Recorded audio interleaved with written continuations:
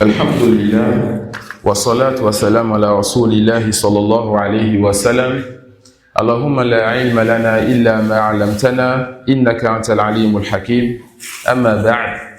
Nous louons Allah subhanahu wa ta'ala qui nous a permis de commencer à nouveau un séminaire après avoir terminé un autre. Et le bien, parmi ses attributs, le fait que la chose reste, le fait que la chose continue. Le bien, lorsqu'on commence, on ne le délaisse pas. Car Allah subhanahu wa ta'ala nous compte parmi ceux qui sont sincères pour lui, ceux qui œuvrent pour lui, ceux qui veulent se rapprocher de lui. Ce séminaire, mes frères, en Allah subhanahu wa ta'ala, c'est pour que nous apprenions une part de notre religion. Ensuite, que nous maîtrisons cette part de notre religion et que nous allions vers les gens, musulmans et non musulmans. Car tout le monde a besoin de ce que nous étudions. Quant aux musulmans, tous les jours, ils continuent à dire « Ihdina siratal mustaqim » « Guide-nous sur le droit chemin ». Alors, ils ont besoin et ils savent qu'ils ont besoin d'être toujours guidés sur le droit chemin. Car il ne suffit pas qu'Allah te guide vers l'islam. Tu as besoin qu'Allah te guide vers la sunna. Et il ne suffit pas qu'Allah te guide vers la sunna. Tu as besoin qu'Allah te raffermisse sur le chemin de l'islam et de la sunna. Et il ne suffit pas, n'est-ce pas, qu'Allah te raffermisse sur le chemin de l'islam et de la sunna. Tu as besoin qu'Allah te préserve des troubles et des épreuves qui viendront à chaque époque jusqu'à ce que la mort te vienne et que tu dises Kalimat Tawhid. Jusqu'à ce que la mort te vienne et que tu rencontres ton Seigneur subhanahu wa ta'ala ayant besoin ou ayant envie, le désir de le rencontrer. Que tu fasses partie de ceux qui diront dans leur tombe Rabbi Akimissa, Rabbi Akimissa, Seigneur, fais que l'heure vienne, fais que l'heure vienne. Pourquoi? Parce que dans ce bas monde, tu as appris ta religion, tu as mis en pratique, tu as craint ton Seigneur. Dans la tombe, les délices te viennent, mais tu n'es pas satisfait. Dans la tombe, tu veux encore plus. Tu veux ces délices-là qui ne vont jamais s'arrêter, donc au paradis éternel de ton Seigneur. Alors qu'Allah subhanahu wa ta'ala nous compte alors parmi ceux-là qui sincèrement pour lui reconnaissent leur manquement et leur faiblesse en religion et qui veulent apprendre leur religion afin d'enlever l'ignorance et de se rapprocher davantage de lui. Alors nous sommes ici parce qu'on reconnaît nos manquements. Nous sommes ici parce qu'on reconnaît nos faiblesses. Et combien sont nos faiblesses au Seigneur? Nous voulons nous rapprocher de lui. On ne peut pas se rapprocher de lui avec l'ignorance. Alors on a besoin d'étudier. Mais l'étude, mes frères en Allah, on distingue entre celui qui s'assoit et celui qui s'assoit. Il y a celui-là qui veut patienter et qui veut se donner. Alors celui-là, on le fatigue. Pourquoi on le fatigue? فَإِنَّ الْعِلْمَ لَا يُنَالُ بِرَاحَةِ الْجَسَدِ. On n'obtient pas la science avec le repos du corps. La science est une noblesse. La science est une grande chose. Et on n'obtient pas les grands degrés de quelque chose sans se fatiguer pour cette chose-là. Alors, je vais me fatiguer, je vais vous fatiguer. Nous allons nous fatiguer et il le faut. Car nous ici, nous nous asseyons dans un confort pour apprendre. Allah dit, le prophète sallallahu alayhi wa sallam a dit. Abu Bakr a compris, Umar a fait. Alors que le prophète sallallahu alayhi wa sallam, depuis les débuts de cette affaire, on l'a secoué 3 fois. Alors que le prophète sallallahu alayhi wa sallam, lui qui était aimé et considéré dans son peuple, lorsqu'il est venu avec cette affaire, ils lui ont dit, repars donc avec ceci, nous allons te persécuter, nous allons te faire sortir de notre pays. On l'a combattu. Le prophète sallallahu alayhi wa sallam et ses compagnons, ils ont été persécutés, combattus pour cette affaire. Mais nous sommes assis dans un certain confort, afin d'entendre ce que nos pères ont dit et ils ont fait.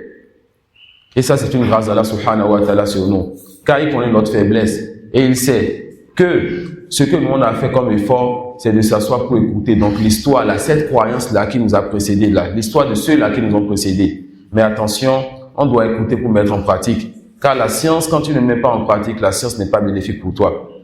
La science bénéfique, c'est celle qui est cherchée pour Allah et qui est mise en pratique. C'est celle-là qui te rapproche d'Allah subhanahu wa ta'ala.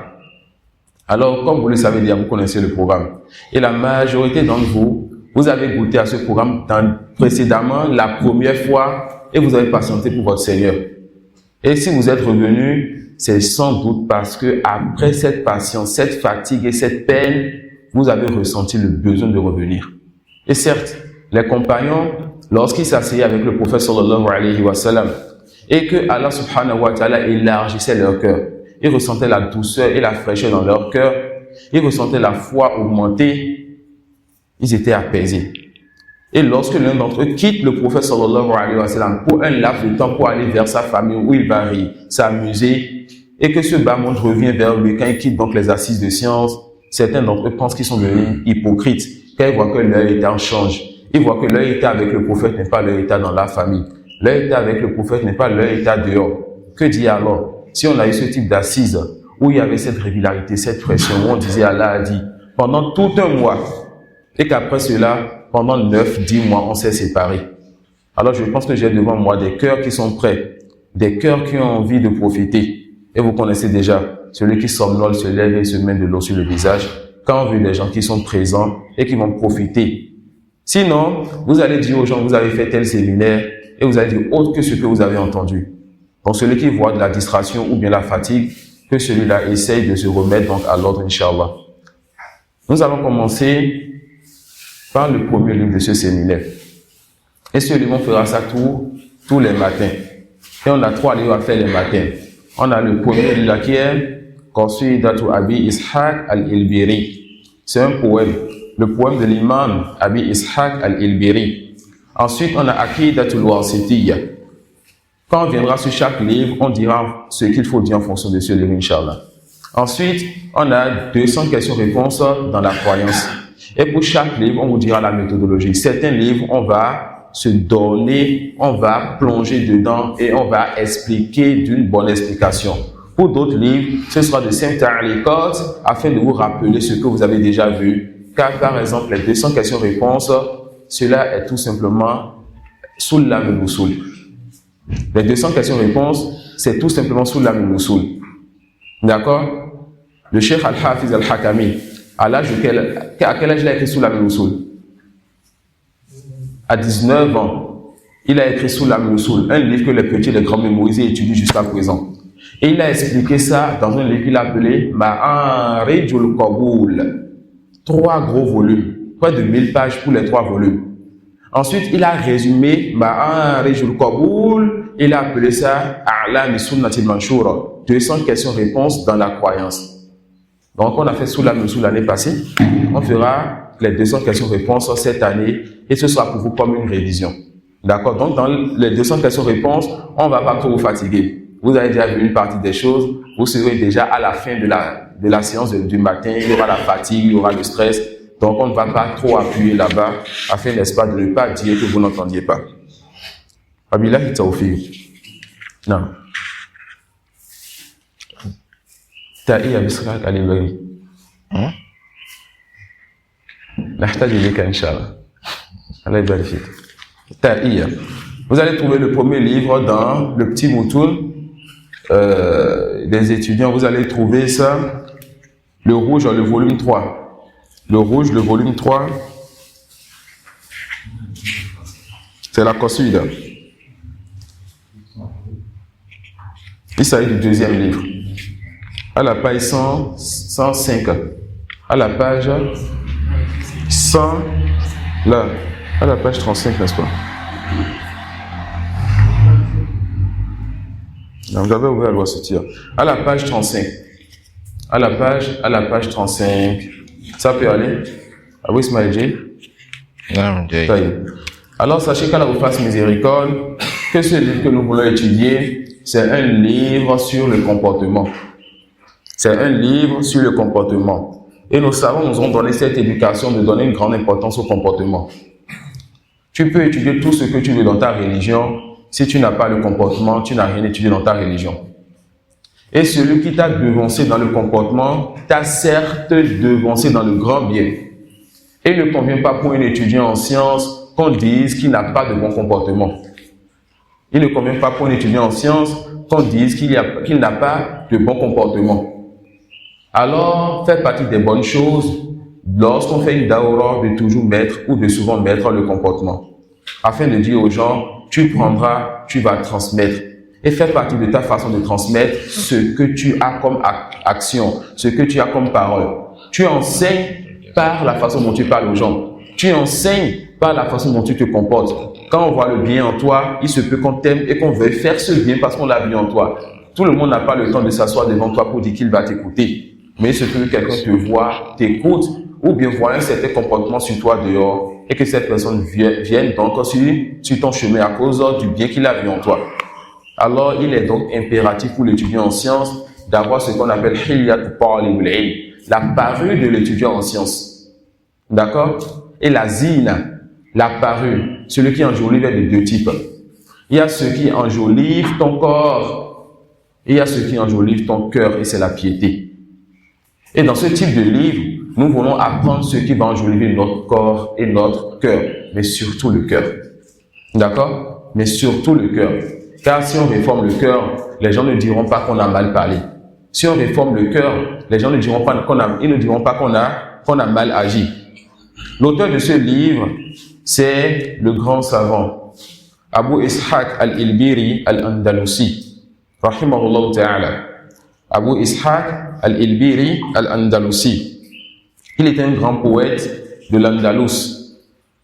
Et il faisait lire le Coran aussi aux enfants et aux gens de sa zone. On dit qu'on lui a donné comme kunya quoi, Abu Ishaq, et son vrai nom était Ibrahim ibn Mas'ud ibn Sa'd at-Tujibi. D'accord? On l'a donné comme kunya. Et la kunya, c'est quoi? C'est lorsque tu appelles quelqu'un Abu ou Tu diras Abu Zayd ou bien Zayd. Même si la personne n'a pas d'enfant qui s'appelle Zayd, c'est permis de donner une kunya à quelqu'un. Et les Arabes, lorsqu'ils aimaient quelqu'un, ils aimaient plus appeler la personne par sa kunya que par son prénom. D'accord? Lorsque quelqu'un a une kunya, la personne s'appelle Abu Ismaïl. Si tu veux l'appeler et lui montrer ton affection pour lui, au lieu de dire Hamza, tu diras quoi? Tu diras Abu Ismaïl. D'accord? Ouais, Abu Ramla. Abu Ramla n'est pas là ce matin. Non. Vous savez que je vais souvent demander d'après les frères. Je vais beaucoup demander d'après les frères pour la présence et aussi parce que vous avez quitté Loué pour venir. Et je n'aimerais pas qu'on dise un tel est sorti, on ne l'a pas encore revu. D'accord? Donc, vos frères qui ne sont pas venus ou qui ne viennent pas et que vous n'avez pas compris pourquoi ils ne sont pas là, contactez-les pour demander d'après eux. Je peux oublier. Oui. Donc, quand tu aimes quelqu'un et que tu connais sa kunya, il est recommandé de faire quoi? D'appeler la personne par sa kunya. D'accord? D'appeler la personne par sa kunya. Ça fait partie des bonnes choses. Donc, son vrai nom c'était Ibrahim ibn Mas'ud ibn Sa'd at-Tujibi, rahimahullah ta'ala. Il est né vers les années 375 de l'Hégire. Alors, il fait partie de nos anciens savants. C'est quelqu'un qui est mort ou bien qui était né depuis plus de 1000 ans. Et subhanallah, combien parmi les vivants parlent et leurs paroles ne restent pas dans le cœur? Ou combien parmi les vivants parlent et on a de la lourdeur à écouter leurs paroles? Mais voici des gens qui sont morts, mais qui sont parmi nous par leurs paroles. Des gens qui sont morts et vous allez voir dans ce poème qui va donner la vie à nos cœurs par ses paroles. Rahimahullah ta'ala. Donc il est né quoi? Vers les années 375 et comme les savants le disent, il est mort vers les années 460. Il est né vers les années 375, il est mort vers les années 460. Ça peut aller? Oui. Et on dit aussi qu'il était contemporain avec le grand imam Ibn Hazm al-Zahiri. Il était contemporain avec Ibn Hazm. Et on avait certains de nos savants qui ne vont pas laisser les enfants étudier jusqu'à ce qu'ils aient mémorisé ce poème. Et cela, bien sûr, après la mémorisation du Coran ou bien de quelque chose du Coran.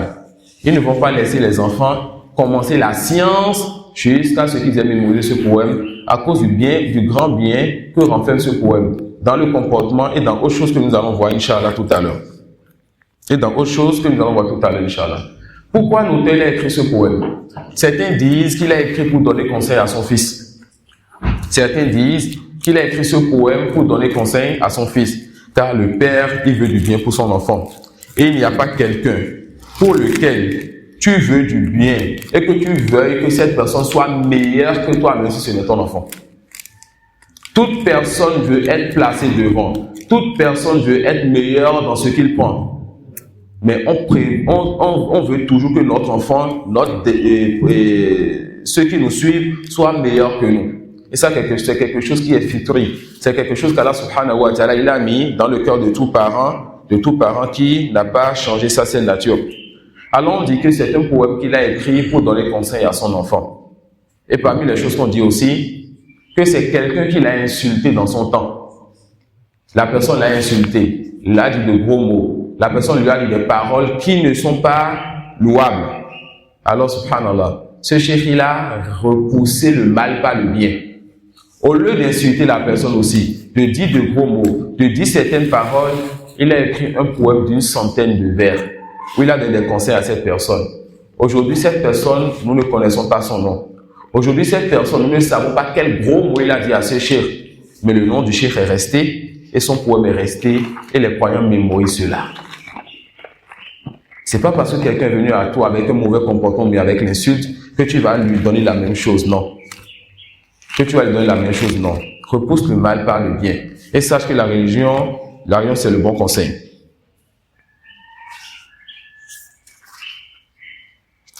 Les savants disent que ce poème contient environ 115 vers.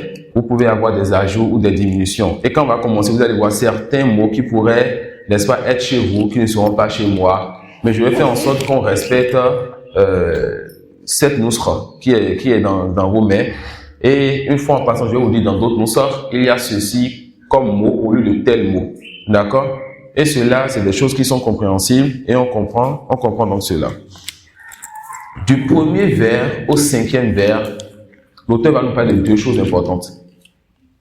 Du premier au cinquième vers, il va nous rappeler la mort. Il va faire quoi? Il va nous rappeler la mort. Et il va nous mettre en garde contre le fait d'être occupé que par ce bas monde. Il n'est pas interdit aux musulmans de s'occuper de ce bas monde, mais il n'est pas louable pour le musulman de s'occuper de ce bas monde seul. Ça suit, il n'est pas interdit pour toi, oh mon frère, de prendre une part de ce monde. Il faut prendre une part de ce monde dans ce qui est halal. Mais ce qui n'est pas louable, c'est que ce monde-là soit seulement ce qui t'occupe et ce qui prend tout ton temps. La science, mes frères en Allah, c'est quelque chose qui a besoin d'une part de comportement. La science, c'est quelque chose qui a besoin d'une part de comportement. Et on n'a pas trouvé quelque chose qui bénit la science si ce n'est le bon comportement. Et on n'a pas trouvé quelque chose qui fait partie de la baraka de la science si ce n'est le mauvais comportement. On n'a pas trouvé quelque chose qui bénit la science si ce n'est le bon comportement. Et on n'a pas trouvé quelque chose qui fait partie de la baraka de la science si ce n'est le mauvais comportement. L'imam Ibn Qayyim, il a dit que le comportement est de trois catégories. L'imam Ibn Qayyim, il a dit quoi? Le comportement est de trois catégories. Ton comportement envers Allah subhanahu wa ta'ala, en cherchant cette science-là sincèrement pour lui, et comme c'est une science religieuse, que tu te rapproches de lui, que tu l'adores lui seul sans associer. Et c'est le meilleur des comportements, et il n'y a pas un comportement après celui-là. C'est quoi la première catégorie de comportement? Que tu cherches dans cette science-là sincèrement pour Allah. Et quand tu l'as appris, tu veuilles te rapprocher de lui et que tu œuvres, tu l'adores lui seul sans associer. Celui qui a perdu ce comportement a certes perdu tout type de comportement. Alors, les fondations du bon comportement, c'est le comportement envers ton Seigneur. Ensuite, deuxième catégorie de comportement, le comportement envers le prophète Mohammed sallallahu alayhi wa sallam. Que tu saches qu'Allah te fasse miséricorde, qu'il a été bienfaisant envers toi, en souffrant et en patientant pour que cette religion te vienne à toi et ce que tu aimes. Alors, tu dois faire preuve de bon comportement envers lui. Et le meilleur des comportements envers ton prophète sallallahu alayhi wa sallam est que tu prennes ce message qu'il t'a apporté et que tu n'adores pas Allah avec autre que ce qu'il t'a apporté. Il a souffert pour cette religion. Il ne convient donc pas qu'Allah dise qu'il a parachevé cette religion et que le prophète sallallahu alayhi wa sallam meurt et que par la suite, tu viennes délaisser ce qu'il a apporté pour prétendre autre chose de cette religion. Alors, fais partie du bon comportement envers le prophète sallallahu alayhi wa sallam, que tu adores Allah avec ce que Mohammed ibn Abdillah a apporté et que tu évites d'apporter de nouvelles choses en religion. Cela n'est pas du tout un bon comportement envers lui. Et la troisième catégorie, ou le troisième type de comportement, c'est ton comportement dans ta maison envers ton épouse, envers ton époux, envers tes enfants, envers tes voisins, envers les gens de ta mosquée, envers toute personne qui te croise, envers toute créature, homme ou animal, envers la nature et envers tout ce qu'elle a créé. Lorsque tu as reconnu Allah comme Seigneur et que tu dois suivre le prophète sallallahu alayhi wa sallam et adorer Allah avec ce que le prophète il a apporté sans adorer autre que lui et sans adorer Allah avec autre que ce que le prophète il a apporté, tu vas voir que ces deux choses-là, donc la parole d'Allah que tu veux adorer et la parole du prophète sallallahu alayhi wa sallam que tu veux suivre, ces deux choses seront une lumière qui vont te guider vers le bon comportement envers les gens. Allah va t'interdire de dire ouf à ta mère ou à tes parents. Le prophète sallallahu alayhi wa sallam va te montrer comment t'asseoir parmi les gens, comment marcher, qui doit passer le salam en premier, et autre que cela comme bon comportement. Alors, reconnaître Allah seul comme Seigneur, le seul qui mérite l'adoration, et le prophète sallallahu alayhi wa sallam lui reconnaît son droit, ces deux choses vont t'amener à écouter, donner de l'importance à la parole d'Allah, à écouter, à donner de l'importance à la parole du prophète sallallahu alayhi wa sallam. Et il n'y a pas une meilleure chose qui donne, il n'y a pas une chose qui donne une meilleure éducation si ce n'est encore les deux sources, la parole d'Allah et la parole du prophète sallallahu alayhi wa sallam. Abdullah ibn Mubarak, il disait, Man tahawana bil adabi uqiba bi hirmani sunan. Pour que vous voyez l'importance que nous savons donner donc au comportement. Ceux-là qui nous enseignent la croyance, la jurisprudence et le manhaj. Ceux-là qui mettaient en garde contre le shirk, ceux-là qui mettaient en garde contre l'innovation. Ceux-là qui appelaient au tawhid et qui appelaient à la sunna. C'est quoi donc la place du comportement dans leurs paroles? Abdullah ibn al-Mubarak. Et qui vous dira qui est Abdullah? Il vous dit, rahimahullah ta'ala, que celui-là qui fait preuve de laxisme, celui-là qui néglige le comportement, celui-là va finir par négliger les sunan, les nawafil, les rawatib. Celui-là qui a un manque de comportement envers son Seigneur, envers son prophète sallallahu alayhi wa sallam ou envers les gens, cette personne aura un manquement dans sa religion. Ce manquement va se faire remarquer par sa négligence des rawatib, des nawafil. Et il dit, وَمَنْ تَهَاوَنَ بِالسُّنَنِ أُعْقِبَ بِحِرْمَانِ الْفَرَائِضِ. Et lorsque tu vois maintenant quelqu'un qui a du mal à respecter les nawafil, à respecter les rawafil, cette personne, la chose n'est pas obligatoire, faire les nawafil n'est pas obligatoire, mais cette personne, Allah ne lui a pas accordé le tawfiq pour qu'elle puisse faire cette chose et gagner plus de récompenses.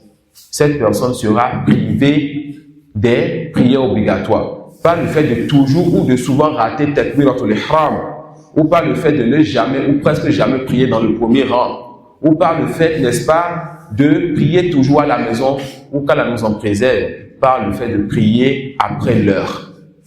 Ça suit? Et qu'Allah nous en préserve, par le fait de délaisser une part de la prière ou de délaisser la prière. Alors celui qui est négligent dans son comportement, vous allez voir sa négligence dans le fait que cette personne néglige les sunan. Et celui qui néglige les sunan, vous allez voir sa négligence dans sa prière obligatoire. À quel moment il vient? Dans quel rang il se trouve? Est-ce qu'on le voit toujours à la mosquée, sachant qu'il est présent à la maison? Est-ce qu'il prie à la maison? Est-ce qu'il prie à l'heure où ça arrive souvent ou une fois en passant qu'il prie hors de l'heure? Celui qui donc se reconnaît dans ces choses, que celui-là essaie d'améliorer son comportement. Et que cette personne craigne donc Allah. Et que cette personne prenne une part des sunan, afin qu'Allah subhanahu wa ta'ala puisse le raffermir dans les obligations. Et l'imam Malik rahimahullah ta'ala disait, كانت أمي تعممني فتقول اذهب إلى ربيع فخذ من أدب ربيع قبل علمه. L'imam Malik rahimahullah ta'ala disait que sa maman, et subhanallah, le rôle des femmes dans l'éducation des enfants. Combien de femmes ont gardé des enfants qui sont devenus, n'est-ce pas, de grands imams? Combien de femmes ont gardé des enfants qui sont devenus de grandes personnalités? Combien de femmes ont gardé des enfants qui sont devenus des dirigeants, des hommes d'affaires, de grandes choses? Et celui qui médite sur sa vie, ou sur ceux qui sont autour de lui, verra qu'il y a une grande femme qui était sa mère. Il se peut que le père n'ait pas l'enfant réussi malgré les efforts financiers et autres qu'il fait. Mais subhanallah, lorsque la mère, elle est pieuse, bien éduquée et qu'elle est présente aux côtés de ses enfants, les enfants portent souvent fruit. Lorsque la mère est présente aux côtés de ses enfants, donne de l'importance à leurs éducations, et la meilleure des éducations, l'éducation religieuse, qui va enjoliver cet enfant. Ensuite, oriente l'enfant vers ce qui lui sera bénéfique dans ses activités. Wallahi, le plus souvent, cet enfant devient quelque chose. Et combien parmi nos imams étaient orphelins de père? Et c'est leurs mères qui ont été une cause bénéfique pour qu'ils deviennent de grands imams en islam.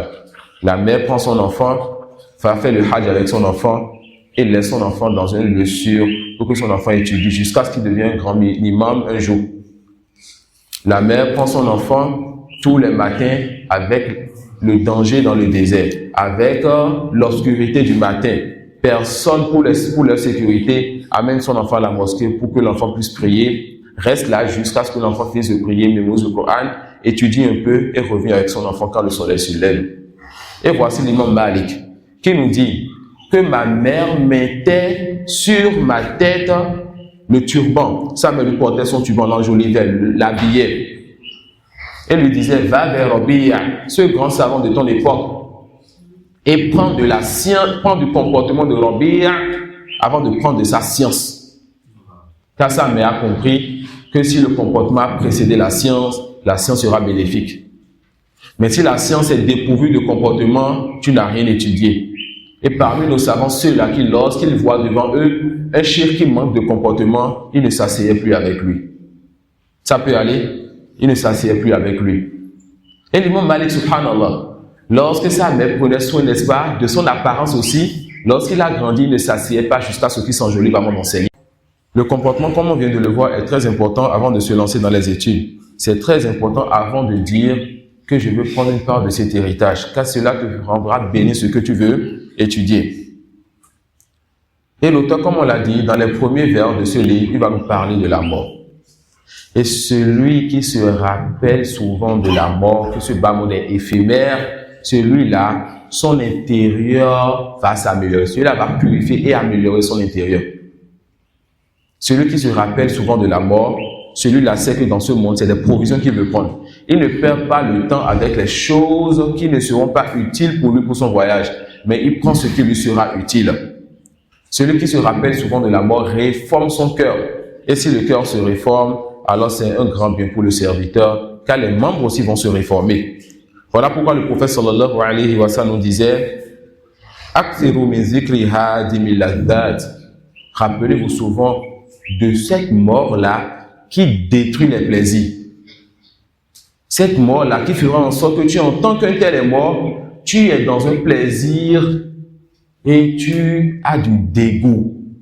Tu es dans une jouissance et tu ne trouves plus du sens à la vie. Tu souriais et subitement tu pleures. Cette mort qui détruit donc les plaisirs. Le prophète sallallahu alayhi wa sallam nous demande de nous rappeler souvent de ça, car il ne faudrait pas que nous pensions que notre jouissance et notre plaisir se limitent à ce bas monde. Voilà pourquoi lorsqu'il voyait quelque chose de ce bas monde qui pourrait s'attacher à son cœur, et lui c'est son cœur qui est attaché à Yawm al-Qiyamah, il disait la beika inna al-aisha aishul akhirah. Oh Seigneur, je te réponds avec force, la vraie vie c'est la vie dernière. Naam, ce bas monde m'est permis, soit halal m'est permis, mais mon cœur ne doit pas s'y attacher. D'accord? Le halal de ce bas monde m'est permis, mais mon cœur ne doit pas s'y attacher.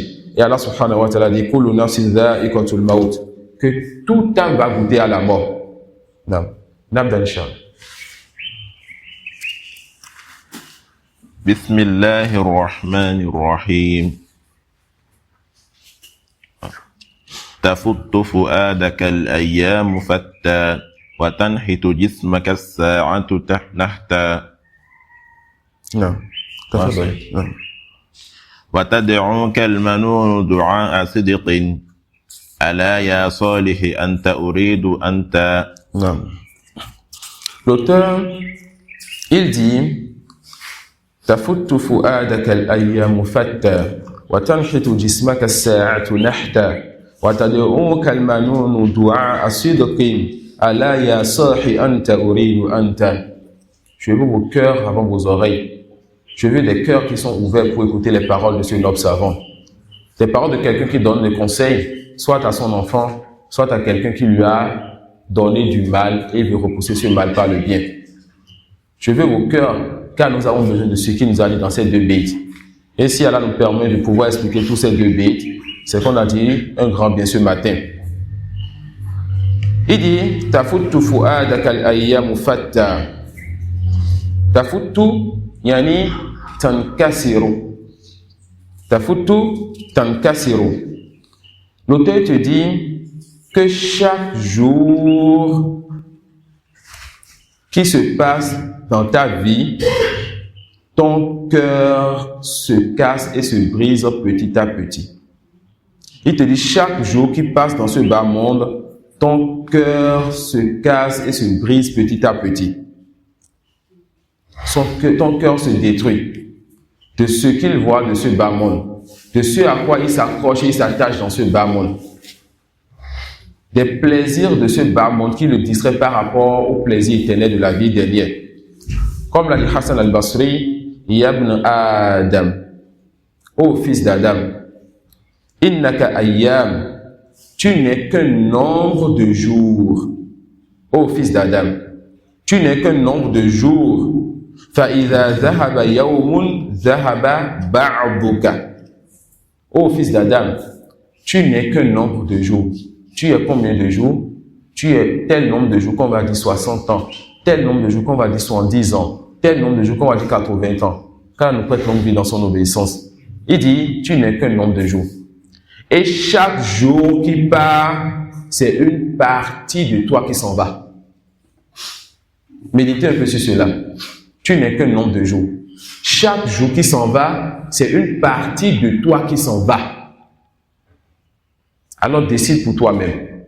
Tu veux laisser une partie de toi partir, une part de toi s'en aller, sans rien prendre de ce monde. Tu as un long voyage à faire. Tu as besoin d'assez de provisions. On t'a donné un certain nombre de jours. Et chaque jour, voyage, chaque jour, une partie de toi voyage. Vas-tu laisser une partie voyager sans prendre des provisions bénéfiques? Et encore ceux-là qui laissent une part de voyager avec ce qui va être lourd sur eux. Et là, je parle des péchés. Si vous comprenez cette parole de l'imam Al-Hassan, vous allez comprendre que chaque jour, on doit profiter pour nous rapprocher de notre Seigneur. Et on doit prendre garde à ce qui nous distrait de sorte à ce qu'on dit Yawm al-Qiyamah, Seigneur, donne-moi ne serait-ce qu'un laps de temps pour que je puisse faire ceci et cela qui va équilibrer ou bien qui va donner plus de hasanat.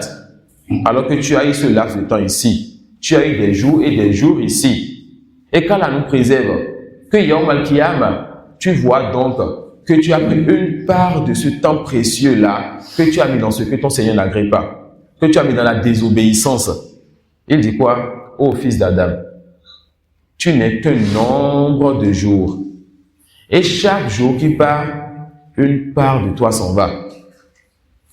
Il dit, chaque jour qui part, une part de toi s'en va. Notre Cheikh Moustapha Hafizahullah Ta'ala, il dit, Qalilun man yantabi li mururi sa'ati wal ayyam. Peu sont ceux-là qui prêtent attention au temps qui passe et aux jours qui passent. Tu vois que tu as passé 1 heure, 2 heures de temps dans des futilités sur les réseaux sociaux et j'en passe. C'est 1 heure et c'est 2 heures. Ce sera sur ta balance le jour dernier. De quel côté? Du côté droit ou du côté gauche? Lorsque vous vous asseyez ici et que vous écoutez la parole d'Allah, la parole de son prophète sallallahu alayhi wa sallam, ce temps que vous passez, ce sera ou sur votre balance Yawm al-Qiyamah, du côté droit ou du côté gauche. Lorsqu'on va sortir tout à l'heure, ce qu'on dira parmi les choses qui seront hors de cette assise ou hors de ce qui a rapport avec la religion, ce qu'on dira parmi les choses qu'Allah n'aime pas et qu'Allah n'agrée pas, ce sera ou sur notre balance le jour dernier, du côté droit ou du côté gauche. Soyons comptables ici, car le jour dernier, Allah sera rapide en compte. Sachons chaque jour et chaque moment ce que nous disons et ce que nous faisons, vers quelle partie de la balance nous avançons cela. Est-ce que cela va faire donner du poids au côté droit ou donner du poids à la balance du côté gauche? Et est heureux celui-là qui fait ses comptes et qui à la fin de la journée voit qu'aujourd'hui il a été plus distrait, aujourd'hui il a fait tel ou tel péché, alors il ne ferme pas les yeux jusqu'à ce qu'il fasse l'istighfar, ou bien il ne ferme pas les yeux jusqu'à ce qu'il se lève, fasse les ablutions, fasse 2 rakats pour son Seigneur, afin de faire quoi? Afin de réformer cette journée-là, de réparer le manquement de cette journée-là. Et il y avait parmi les anciens, si je ne m'abuse, Omar radiallahu anhu, qui chaque nuit faisait le compte de sa journée. Est-ce que cette journée-là, si ça vient Yawm al-Qiyamah, ce sera à mon avantage ou à mon désavantage? Si c'est à mon avantage, alhamdulillah. Si ce n'est pas le cas, je n'ai pas encore fermé les yeux. Il se peut que je ferme les yeux et que je ne les ouvre plus. Alors je ferai en sorte que cette journée soit bonne pour moi. Comment cela va se passer? En terminant bien la journée. Tu es sur ton lit. Fais des invocations de ton Seigneur. Invoque ton Seigneur. Fais des azkars. Tu es sur ton lit. Lève-toi, fais les ablutions, fais 2 rakats pour ton Seigneur. Lève les mains pour ton Seigneur. Et tu réformes donc le manquement et tu répares le manque qu'il y avait eu dans cette journée.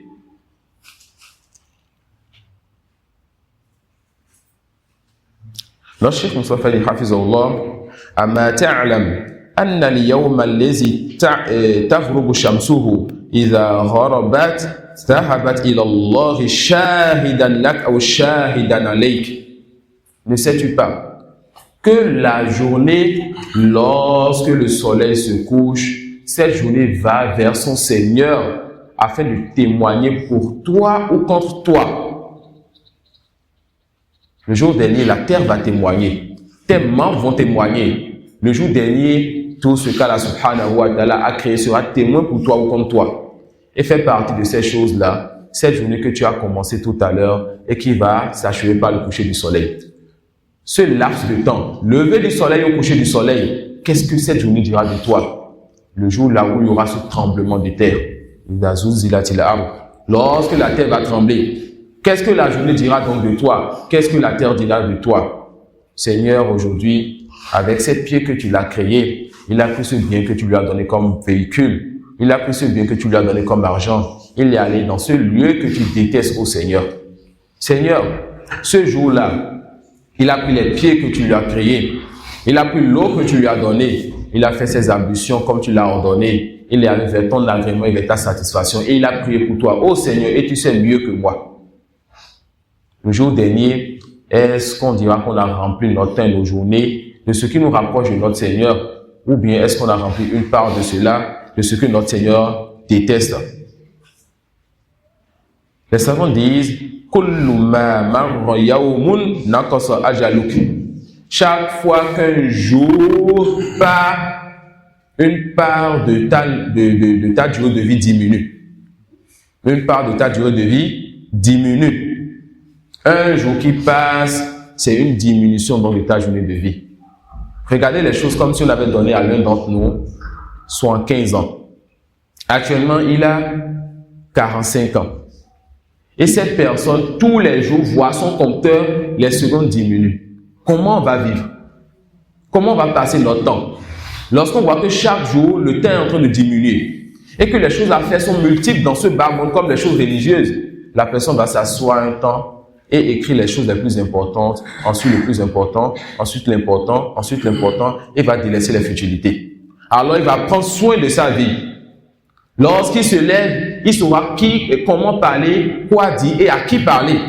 Lorsqu'il va, il saura vers où aller et pourquoi aller là-bas et combien de temps passer là-bas. Lorsqu'on veut lui perdre le temps, il dit ce n'est pas le moment.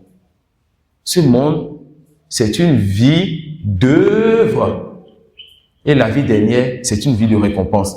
Ma récompense est là-bas. Et je vois le décompte. Mais parce que le voile a été mis, et nous ne savons pas quand est-ce que l'ange de la mort va frapper à la porte, nous pensons qu'on a une longévité.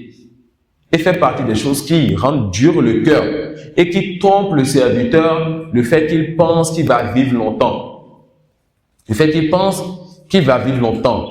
Et les savants disent que ceux qui meurent le plus sont les jeunes.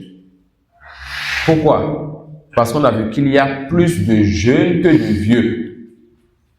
Si ceux qui mourraient le plus étaient les vieux, on allait avoir aussi beaucoup de vieux.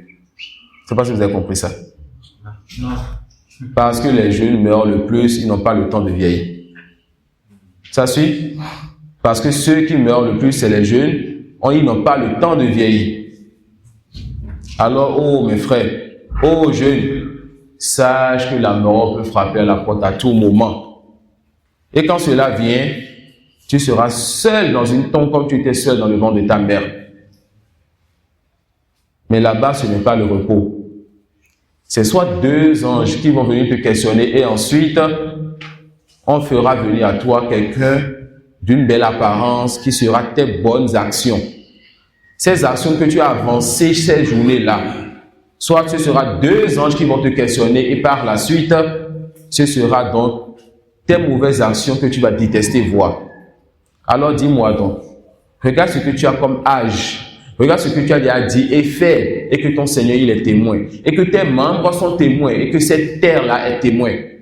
Dis-moi donc, est-ce que si la mort te vient maintenant, tu auras avec toi dans la tombe un homme avec une belle apparence et qui sent bon et qui va représenter tes œuvres, ou bien tu auras avec toi dans la tombe un homme avec une mauvaise apparence et qui sent mauvais que tu vas détester. Si la mort te vient maintenant, tes œuvres seront comme compagnons pour toi dans ta tombe. Et sache qu'Allah te fasse miséricorde. Que si ton compagnon dans la tombe n'est pas bon, alors ce qui viendra après la tombe est encore pire. Car lorsque tu sois dans cet état, avec ce bon compagnon, avec ces plaisirs du paradis que tu vois depuis une fenêtre, tu vas dire, Seigneur, ce plaisir est bien, mais je sais que j'ai fini d'œuvrer. Que l'heure vienne afin que je puisse obtenir donc ma récompense pleinement. Mais si ton compagnon est mauvais, subhanallah, tu seras dans la tombe avec un mauvais compagnon. Qu'Allah nous en préserve. Ils seront dans la tombe avec un mauvais compagnon. Ils seront châtiés d'un châtiment que tout ce qui est dans les cieux et sur la terre va entendre, sauf les hommes. Mais eux, ils diront, Seigneur, que l'heure ne vienne pas. Car ils savent que ce qui viendra après ce moment est pire. Ils savent ce qu'ils ont œuvré. Ils savent ce qu'ils ont avancé. Et ils voient déjà les conséquences de leurs œuvres depuis leur tombe. Et avant la tombe, il y a encore des choses qui t'annoncent la bonne ou la mauvaise nouvelle. Et il y aura une conférence juste pour ce sujet, Inch'Allah. Alors mes frères en Allah, je suis jeune, vous êtes jeunes. Nous sommes jeunes. Qu'Allah prête longue vie à nos papas qui sont présents et à tout père musulman et à toute personne musulmane qui a atteint un certain âge. Qu'Allah le prête longue vie dans son obéissance. À eux qui ont déjà reçu l'appel de la mort. Vous savez comment ils ont reçu l'appel de la mort? Certes, celui-là qui a vu une barbe blanche ou un cheveu blanc, c'est reçu l'appel de la mort. Que cette personne se réforme donc et sache qu'il ne lui est plus permis certaines choses. Voilà pourquoi le prophète sallallahu alayhi wa sallam, sa menace sur celui qui fait la fornication est grande. Mais encore plus grande, la menace sur le vieux qui fait la fornication. Pourquoi? Parce qu'il n'a plus les mêmes envies et la même situation que le jeune. Pourquoi? Parce que lui maintenant, il voit ce que le jeune ne voit plus. Il a déjà goûté à ce monde. Il sait que ce monde-là ne vaut rien. Et qu'il a déjà vu beaucoup d'amis, beaucoup de proches partis. Il a vu des gens qui sont partis, qui ont délaissé ce monde. Il a vu des gens qui sont toujours là, mais que ce monde a délaissé. Ils ont eu un bien un certain temps. Ils sont là, mais la situation a changé. Leur situation est là, mais ils sont partis. Alors, nos pères, nos mères, nos vieux, ceux-là qui ont reçu cet appel, qui craignent Allah et qui sachent donc que l'appel est venu, qu'ils réforment donc la fin de leur vie et Allah va réformer toute leur vie. Ensuite, on a commencé, on finira encore par nos frères, ces jeunes-là, qui se disent j'ai encore beaucoup à vivre, qui ont des projets d'avenir, qu'Allah vous prête longue vie afin que vous puissiez atteindre ces projets. Mais dans vos projets, sachez que l'avenir réel, c'est la rencontre de votre Seigneur. Nous, on ne dit pas, il est retourné à sa dernière demeure, jamais. L'avenir réel, c'est quoi? Le jour là où tu vas rencontrer ton Seigneur. La rencontre de ton Seigneur, Yawm al-Qiyamah. La rencontre de ton Seigneur dans le paradis. Alors, œuvre donc pour la rencontre de ton Seigneur. Ce Seigneur que tu as aimé dans ce bas monde. Celui qui t'accorde tout type de bienfaits que tu connais. Celui qui a ouvert ton cœur, qui t'a choisi musulman alors que d'autres personnes sont non musulmanes. Qu'est-ce que tu as fait pour mériter cela? Tu l'aimes, tu pries pour lui, tu l'invoques, tu te prosternes pour lui, tu te rapproches de lui. Et subhanallah, un jour, on enlèvera le voile entre lui et toi, et tu vas le regarder et tu vas le rencontrer, subhanahu wa ta'ala. C'est ça l'avenir. C'est ça le projet que tu dois avoir. Dans ce monde, tu fais ce qui est obligatoire, c'est-à-dire adorer ton Seigneur sans associer. Dans ce bas monde, tu dois œuvrer, chercher l'argent, car tu ne dois pas quémander et tendre la main à tout le monde. Tu dois être quelqu'un qui lève la tête et qui dit non, je n'ai besoin de personne. Dans ce bas monde, quand Allah va te donner donc des charges, des épouses, des enfants, etc., tu dois œuvrer pour donc faire quoi? Pour les nourrir, c'est une adoration pour toi. Tu dois aider les musulmans à ce qu'on dise que le musulman aussi, c'est pas des villageois, c'est pas des gens qui sont reculés. Tu dois faire partie des grands cadres. Tu dois faire partie des autorités d'un pays. Tu dois faire ceci, tu dois faire cela. C'est des choses qui sont permises pour toi. Mais que ton avenir ne se limite pas à ce que j'ai payé 3, 4, 10 terrains, j'ai construit 2 ou 3, j'ai tel nombre de voitures, j'ai tel argent de côté, j'ai réussi pour moi et j'ai laissé pour mes enfants. La réponse, non. Tu as réussi si les anges qui vont prendre ton âme te disent « est la bonne nouvelle ». Est la bonne nouvelle. Tu as réussi si après toi, tu as laissé des enfants bien éduqués et faire partie de la bonne éducation de l'enfant lorsqu'après la mort du parent, cet enfant se rappelle de son parent et cet enfant invoque pour son parent. Mais l'enfant qui n'a pas reçu une bonne éducation, l'enfant qui n'a pas été avancé vers les assises religieuses, vers l'étude du Coran, pensez-vous qu'il va invoquer pour les parents dans leur temps, tu as alors tout perdu. Tu as laissé derrière toi un héritage dont tu vas pas profiter. Et si tu as cherché ce bien-là, cet argent-là, avec le haram, tu seras châtié et les enfants ne seront pas châtiés. Tu ne vas pas avoir le temps de les éduquer ici, ils ne vont pas penser à toi dans la tombe. Tu as perdu ton avenir. Mais ton bien te sera bénéfique à ce bien. Si tu l'as cherché dans le haram, tu en seras châtié. Si tu l'as cherché dans le halal, ce n'est plus pour toi, c'est pour maintenant tes héritiers. Mais qu'est-ce qui te sera bénéfique après ta mort? Le fait qu'il y ait parmi tes héritiers ceux qui invoquent pour toi. Parmi eux, ceux qui prennent une part de ton argent ou de leur argent pour faire des sodakot, construire des puits ou autres pour toi. Mais si tu ne les as pas laissés avec un amour, un attachement à la religion, penses-tu qu'un enfant va construire une mosquée pour dire que c'est pour papa ou pour maman? Un enfant va construire un puits pour papa ou maman? Un enfant va faire ceci ou cela pour papa ou maman? Si tu ne nous as pas laissé une bonne éducation religieuse, tu n'as pas cela. Et Yawm al-Qiyamah, on mettra une couronne sur ta tête à cause de la lecture du Coran de ton enfant. Yawm al-Qiyamah, il se peut que ton enfant fasse mieux que toi dans la religion, on t'élèvera à son degré, car fera partie du plein plaisir au paradis, que tu sois avec ceux que tu aimes. Que tu sois avec ceux que tu aimes. Il a dit alors, tafutu fu'adaka al-ayyamu fatta wa tanhitu jismaka as-sa'atu nahda. Donc l'auteur dans ce premier vers nous dit quoi? Il nous dit que chaque jour qui passe, c'est une partie de nous qui part. Essayons de connaître la valeur de la minute, de la seconde, de l'heure et de cette journée-là. Et prenons garde à ce que la majorité de notre journée soit la distraction. Prenons garde à ce qu'il y ait de grands péchés dans notre journée. Prenons garde à ce que les petits péchés se répètent. Et faisons l'effort pour que dans chaque journée, on se rapproche de notre Seigneur, car c'est pour ça qu'il nous a créés. Et aujourd'hui, on est beaucoup éprouvés par ceci, par les téléphones portables. Et combien de choses nous distraient dans les téléphones portables. Si l'un d'entre nous, et là je m'adresse surtout aux jeunes, si l'un d'entre nous mettait aujourd'hui les applications pour voir le temps d'utilisation sur son portable, il serait temps de voir combien de temps il a passé sur TikTok, combien de temps il a passé sur Facebook, combien de temps il a passé sur WhatsApp. Mais subhanallah, combien de temps tu as passé dans l'application de Mus'haf? Et combien de temps tu as passé sans le Coran avec le Mus'haf pour réviser? Est-ce que tu as un wird de la journée? Est-ce que chaque jour tu as une part du Coran que tu lis, même si tu ne mémorises pas? Et si tu ne sais pas lire, est-ce que chaque journée il y a une part du Coran que tu écoutes? Ou bien il y a une assise que tu fais chaque jour, ou chaque semaine, ou chaque mois? Quelle est la place de la religion dans ta vie, mon frère en Allah? Et cette part-là, si te sera bénéfique, alors crains dans ton Seigneur. Le deuxième bêtise dit, وَتَدْعُونَ كَالْمَنُونَ دُعَاءَ صِدْقٍ أَلَا يَا صَاحِ أَنْتَ أُرِيدُ أَنْتَ. L'auteur te dit dans ce deuxième verbe, après t'avoir dit que ce bas monde est éphémère, alors prends garde donc à être distrait par ce bas monde. Il va te faire comprendre dans le deuxième verbe que la mort t'appelle d'un appel certain. Sois sûr que la mort est une réalité. et que la mort appelle tout et chacun d'entre nous. Quand est-ce que ça va tomber sur nous? Allahu a'lam. Le malheur n'est pas que quelqu'un soit mort, mais le malheur est que cette personne soit morte sur le mal. Voilà pourquoi certains imams, lorsqu'ils allaient vers des gens qui sont en deuil, ils leur disaient, est-ce qu'il n'est pas mort sur l'islam et la sunna? Quand on leur dit oui, il dit alors, bonne annonce à toi. Bonne annonce donc à toi. Naam, on est des humains, on va pleurer et être chagriné. Mais quand même, si la personne est morte sur le bien, la personne est certes morte d'une mort qui est heureuse.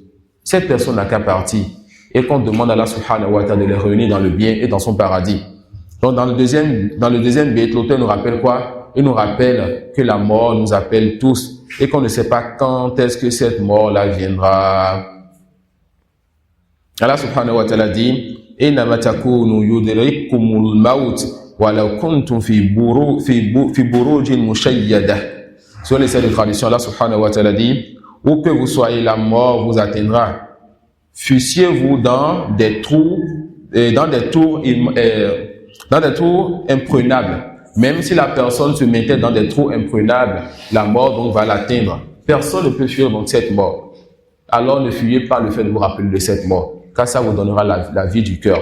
Ça va vous aider, n'est-ce pas, à concrétiser ce pourquoi Allah subhanahu wa ta'ala vous a créé. Et c'est quoi? C'est le fait de l'adorer sans lui donner d'associé. Wallahu a'lam. Wa subhanaka wa bihamdik ashhadu an la ilaha illa anta astaghfiruka wa atubu ilayk.